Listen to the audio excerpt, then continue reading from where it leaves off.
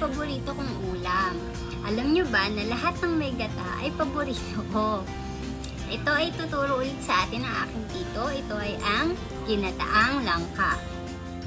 Ihanda natin ang ating paglulutuan. Lagyan ng mantika at painitin.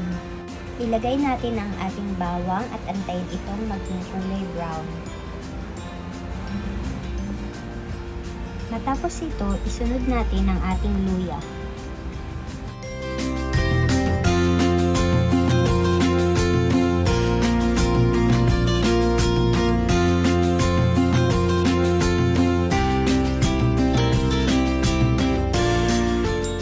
Kapag luto na ang ating bawang at luya, isunod naman natin ang ating sibuyas.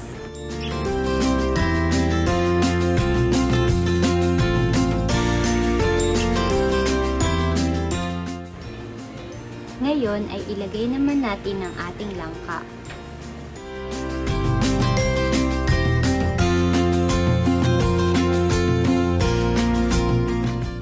Ngayon ay isunod natin ang pangalawang gata. Antayin naman natin ito ngayong kumulo.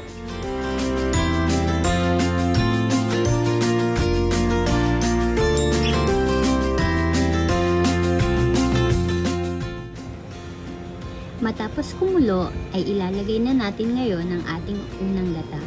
Gagamit tayo ng 3 basong kakang gata.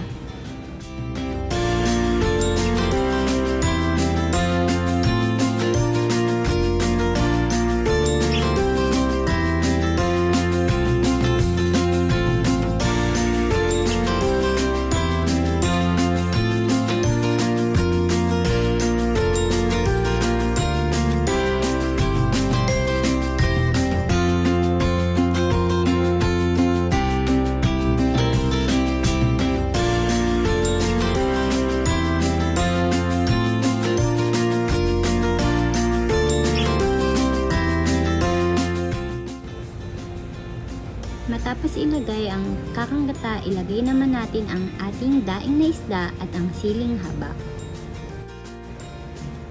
Matapos ito, antayin nating lumambot ang ating langka.